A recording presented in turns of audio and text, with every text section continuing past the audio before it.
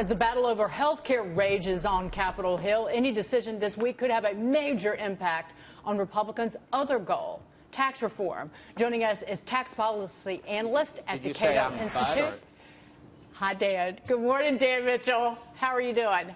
I'm just fine. How are you? So, Dan, one group that's been highly critical of the president's plan is the Organization for Economic Cooperation and Development, or the OECD.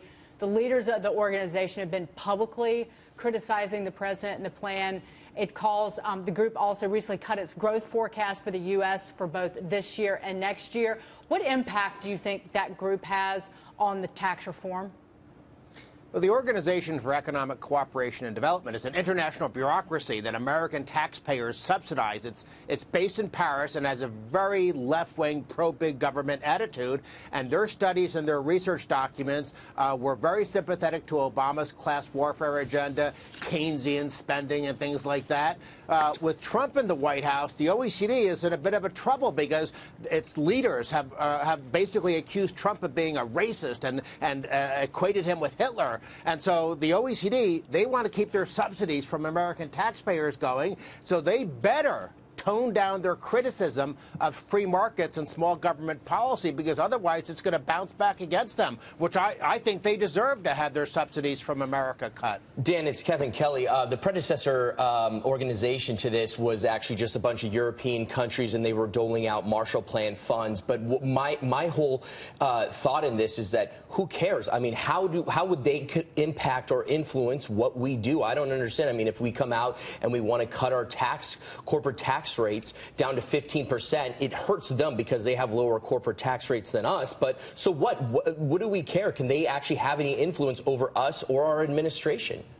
Well, in theory, the OECD shouldn't matter at all. It's not like American policymakers are sitting there saying, oh, what does the OECD say about this issue?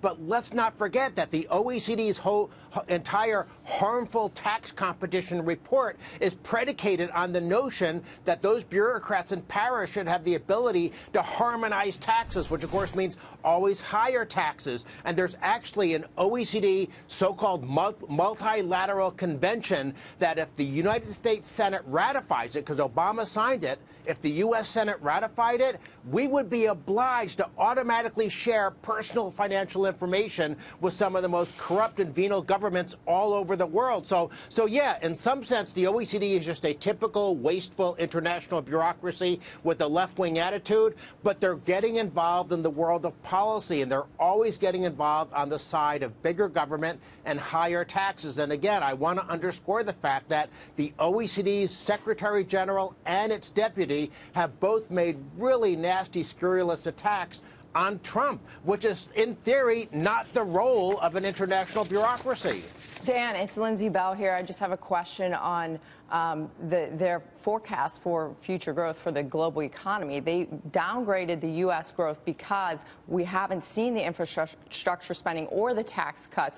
So it's kind of like they're seeing two different sides here. Don't they need our growth? I know the tax cuts impact the world overall, as you have mentioned, but don't they need us a little bit to help their growth prospects? It would be good for the world economy if America grew faster. Now, of all the things I'm critical of the OECD about, the fact that its economists get forecasts wrong, economists always get forecasts wrong, whether you're looking at Federal Reserve economists, IMF economists, OECD economists. It baffles me that any bureaucracy would waste money having people like me on staff to do fortune-telling on the economy. What they should be focusing on, if the organization even should exist, it should focus on what are the policies that will generate more growth. That's why the OECD was originally created. But it's morphed into a typical left-wing bureaucracy. It's dominated by Western European welfare states. It's based in Paris, where I guess even the air is probably socialist. And so when the OECD does policy recommendations, in so many cases, it can't help itself. It promotes Keynesian spending. It promotes bigger government, higher taxes, tax harmonization. And here's the thing for your viewers to understand. American taxpayers are financing the lion's share of this left-wing international bureaucracy. The OECD doesn't get nearly as much attention as the UN. There's a lot more spending at the UN, a lot more political controversies, but on a dollar-per-dollar basis, it's probably the most egregious spending in the entire federal budget. Dan, really quickly, where are we on tax cuts and tax reform? We have to get Obamacare out of the way. And, of course, you know the controversies about that. There's a procedural and political issue. Procedurally, you can't move to the fiscal 2018 budget until you deal with Obamacare, which is technically part of the 2017 budget. But then there's the political side to it. If Republicans botch Obamacare repeal, and frankly, they're not even repealing it. This is really more of a Medicaid reform package.